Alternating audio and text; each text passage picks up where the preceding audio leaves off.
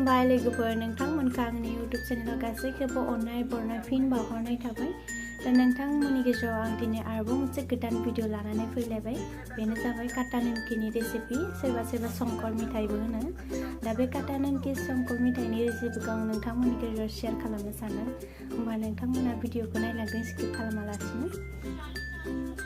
नैया लोगोफोर आं दानिया निमकि बानायनो थाखाय मा नांगौ नोंथांमोनखौ देखायलांनोसै। नोंथांमोना होमबा भिडिअखौ नायलांदों। नैया आंनियावहा 2 काप मैदा लाबाय। दानिया आंनियावहा नैया बेखौ मा होनो बेखौ काला जिरा ना मा होनो काला जिरा बाङाय होबाय मोदोमनायनि थाखाय।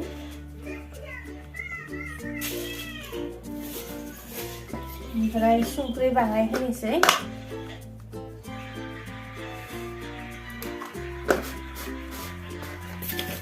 सिनि बाङाय होनोसै।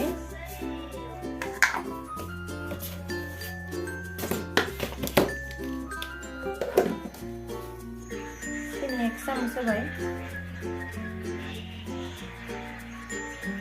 लोगोफोर इयाव सिनि 1 चामच होबाय।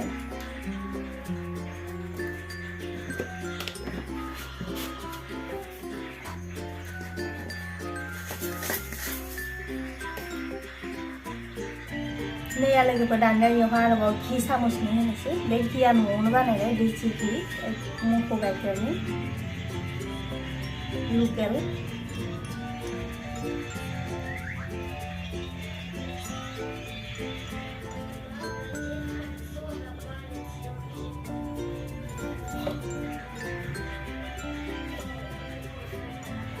घी चामचनि होबाय आङो।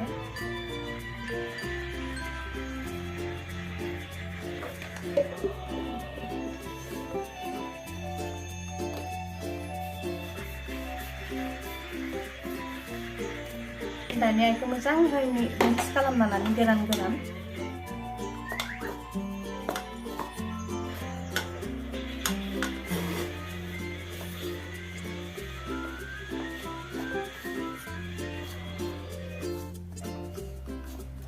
घीखौ मोजाङै गोरान मिक्स खालामना लाग्रोनांगौ लोगोफोर, दै होआलासिनो सिगांनो।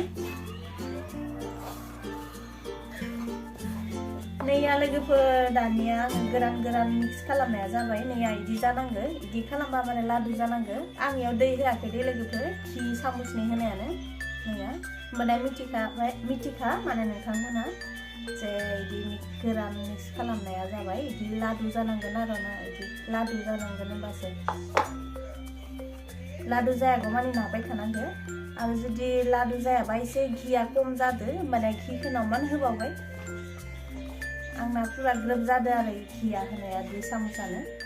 माने ये घीया लाथा खाना दोङो नालाय लोगोफोर, इनाखाय 2 चामचावनो बहुत जादो। आरो जेब्ला गलियोना घीया गलिबा माने 5 चामचसो होनांगौ आरो। दा इयो लाथा खाना दों नालाय बारा दोङो, 2 चामचावनो जाफि। नैया लोगोफोर जाबाय दानिया। नैया जि आराम लादु जाखादों नैया। जाबाय मिक्स खालामनाया। दानिया आंनियाव दै गुदुंजों नानोसै। दै लायदो बाङाय होना लानांगौ, खेबसेयावनो बुरजा होनाङा। मानोना खेबसेयावनो बुरजा होबा गेफे जागोन।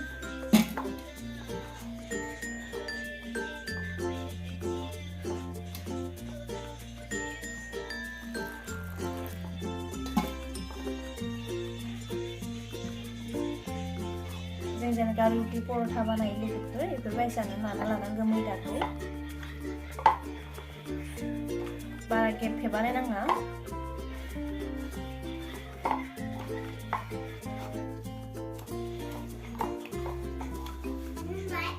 मोनाखै आबा फिसालाया जि आथुर जादो जानो लागिया।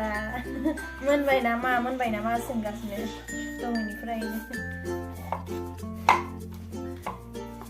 बाराद्राय गेफे गुरै खालामनाङा, बाय गोरा दोननांगो। बारा गेफेबा मोजां जाया निमकि बानायनायाव। नानाया जाबाय। नैया दानिया आं इखो 2-3 घन्टासो खोबना दोननोसै। मानोना खोबना दोनबा बुस्थुआ मोजां जायो, गुरै जायो आरो निमकियाबो टेस्टि जायो। खोबना दोननोसै आङो 2-3 घन्टासो।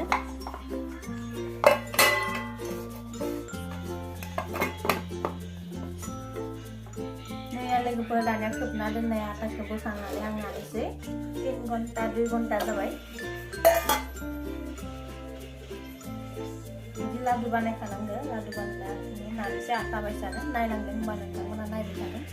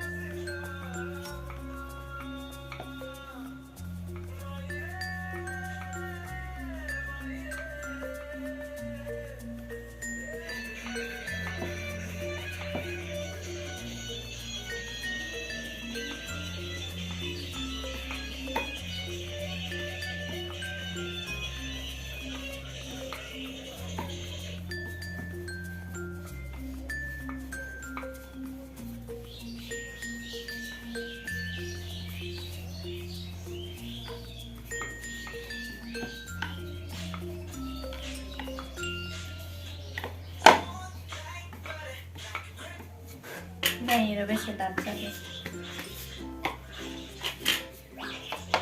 बारा गोबा बानायनाङा बाङाय दादैनो दोननांगो बारा एसे दादबो खालामनाङा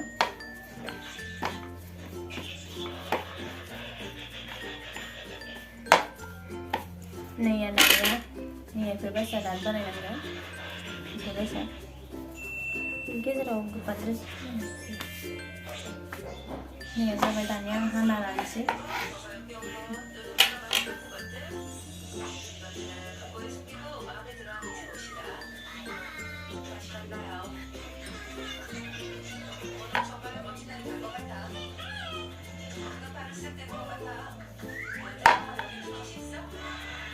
सुरिनांगोन मोजां सुरिनांगोन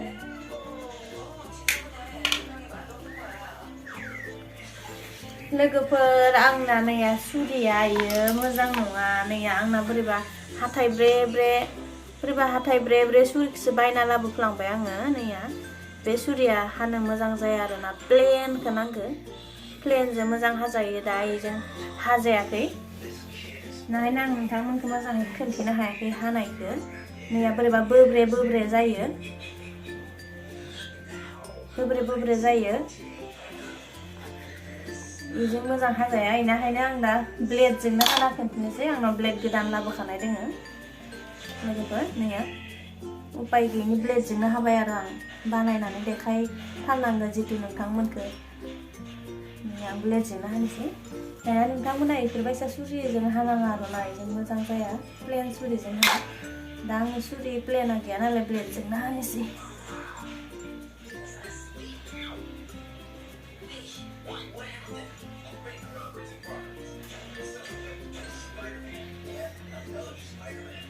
निमकी डिजाइननि हाना लानांगौ ओमफ्राय जेसेबां गिदिर बानायो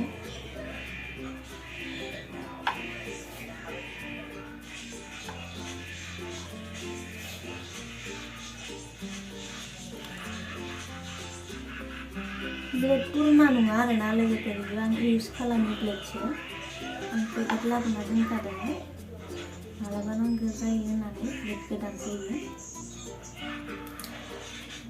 माबा सुकुर हालानायफोरजों हानाङा जानाय बुस्थु नालाय इनफेकसन जायोना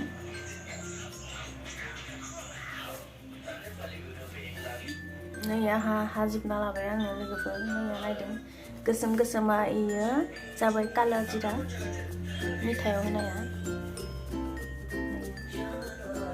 थावजों एवनोसै बा थावजों एवनायखौ नोंथांमोना नायलांदों माबोरै नैया एवैखावनो जा साफा नुखादोंना नैया लोगोफोर आङो दानिया सारायखौ जानना होबाय ओमफ्राय थावखौबो होखाबाय थावा एसे दुंबावनो दोंबावो नैया होनोसै आं दानिया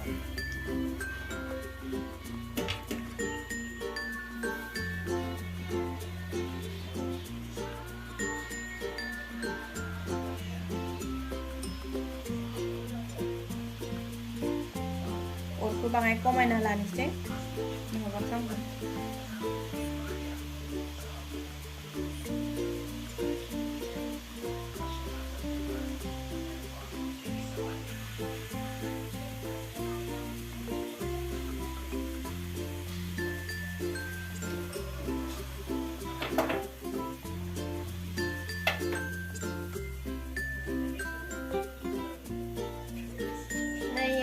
जाबाय लोगोफोर खेबसे थिखांबाय आङो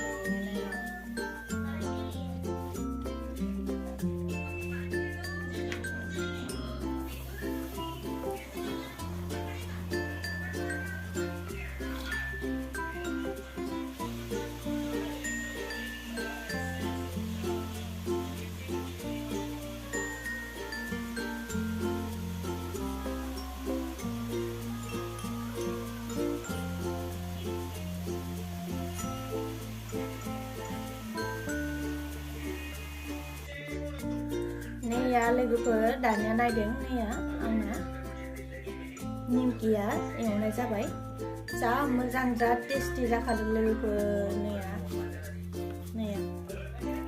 जा स्लिम स्लिम जाखादों नैया नुदोंना लोगोफोर नैया जा स्लिम स्लिम नैया